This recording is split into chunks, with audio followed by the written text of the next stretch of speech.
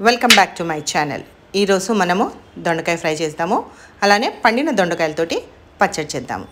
First మనము దొండకాయ fry చేసుకుందాము. దానికి కానీ ఒక కడాయి పెట్టుకొని దాంట్లో ఫ్రై అన్నాం కాబట్టి కొంచెం నూనె ఎక్కువ పడుతుందండి. అట్లనే నేను ఈ గరిటెతోటి ఒక 3 గరిటెలు వేసుకున్నాక ఆవాలు, మినపప్పు, ఎండుమిరపకాయలు, అట్లనే కరివేపాకు వేసుకొని అది కొంచెం దూరగా వేగేంత వరకు చిటపటలాడాలి. అప్పటి వరకు వెయిట్ చేద్దాం. వెయిట్ చేసుకున్నాక ఈ సన్నగా తరిగి పెట్టుకున్న దొండకాయ ముక్కలు వేసేసుకుందాం. ఈ పండిన దొండకాయలతో చేస్తే కూర టేస్ట్ ఉండదండి. అందుకోసం కచ్చ దొండకాయలతో చేస్తేనే బాగుంటుంది. ఆ దొండకాయలు అన్నీ వేసుకొని కొంచెం పసుపు వేసుకొని ఒక మాదిరి ఫ్రై చేసుకొని మనము మూత పెట్టి మగ్గనిచ్చేద్దాం. ఉప్పు నేను ఇప్పుడే వేయలేదండి, మళ్ళీ వేస్తాను. దానికి కాను నేను స్పెషల్ అన్నా కదా, వెల్లుల్లిపాయ కారం వేసి దొండకాయ ఫ్రై చాలా అంటే చాలా బాగుంటుందండి. తగినంత కారం తీసుకొని ఒక సగం వెల్లిగడ్డ తీసుకొని ఆ 2 కచ్చపాచ దంచుకొని పక్కన ఉంచేసుకుందాం. ఈ లోపల ఫ్రై అయినామో చూద్దాం. మగ్గిపోయినాయేమో అనుకుంటే ఇంకా మగ్గలేదండి, ఇంకా కొంచెం సేపు ఫ్రై అవ్వాలి, మగ్గాలి. ఇప్పుడు ఉప్పు వేసినాం అనుకోండి తొందరగా మగ్గిపోతాయి. ఉప్పు వేసేసుకొని మూత పెట్టి మరి కొంచెం సేపు వెయిట్ చేద్దాము. చూసారు కదా, ఈ మాదిరిగా అయినాయి. మరి ఒక్కసారి కలియబెట్టి మూత పెట్టేసుకుందాము. ఇప్పుడు పర్ఫెక్ట్గా మగ్గిందండి. ఇప్పుడు మగ్గిన దాంట్లో మనం ఫస్టే గ్రైండ్ చేసి పెట్టుకున్నాం కదా, వెల్లుల్లిను అలానే కూరకి తగినంత కారం కచ్చపచ్చ గ్రైండ్ చేసి పెట్టుకున్నాం, అది వేసేసుకోవాలి. వెల్లుల్లిపాయలు కొంచెం ఎక్కువ వేసుకుంటే ముద్ద అయిపోతుందండి. లేదు కొంచెమే వెల్లుల్లిపాయలు వేసుకుంటే అది సేమ్ అదే అరోమా ఉంటుంది, పొడిగా ఉంటుంది. ఇలా ఒక్కసారి ఫ్రై చేసేసుకొని అదంతా కూర కలిపెట్టినట్టు చేసేసుకొని మూత పెట్టి పచ్చివాసన పోయేంతవరకు ఉంచామంటే మంచి అరోమాతోటి దొండకాయ ఫ్రై రెడీ అండి. అయిపోయింది కదా. ఇప్పుడు పచ్చడి చేసుకుందాం. పచ్చడికి ఒక కడాయి పెట్టి కొంచెమే నూనె వేసుకుంటాను. దాంట్లోకి శనగపప్పు, మినప్పప్పు, పచ్చిమిరపకాయలు, తగినంత కారానికి తగ్గ పచ్చిమిరపకాయలు, అలానే ఎండుమిరపకాయలు ఇవన్నీ వేసుకొని మంచి దూరగా ఫ్రై చేసుకుందాం.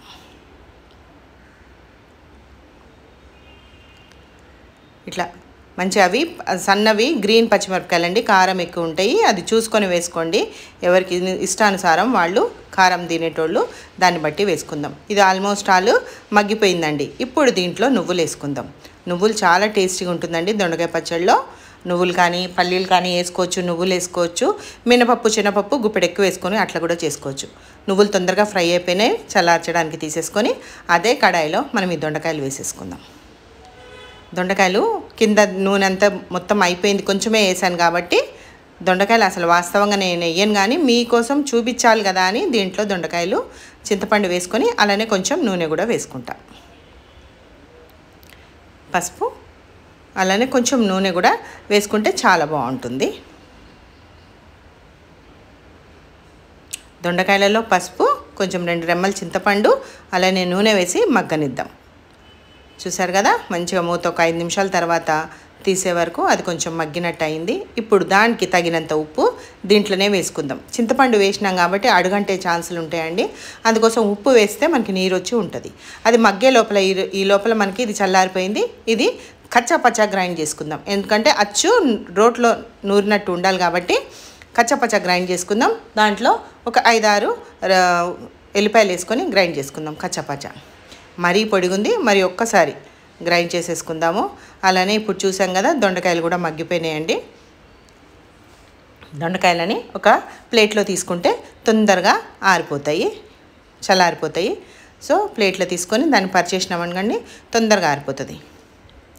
ఈ లోపల మనము ఆరే లోపల మళ్ళీ ఇంకోసారి గ్రైండ్ చేసుకుందాం. దాంట్లోనే దొండకాయలు వేసుకొని ఇప్పుడు ఉప్పు అన్నీ పడ్డాయండి, ఏం అవసరం లేదు కాబట్టి దీన్ని కచ్చాపచ్చా గ్రైండ్ చేసుకోవాలి. ఇష్టం ఉండేటోళ్ళు దీంట్లో ఉల్లిగడ్డ వేసుకొని ఒక్కసారి పల్స్ గ్రైండ్ ఇచ్చారంటే పర్ఫెక్ట్గా ఉంటుంది. ఉప్పు చూసుకొని సరిపోలేదు అంటే కొంచెం వేసేసుకొని ఒకసారి కలియబెట్టి దీంట్లో పోపు వేద్దాం.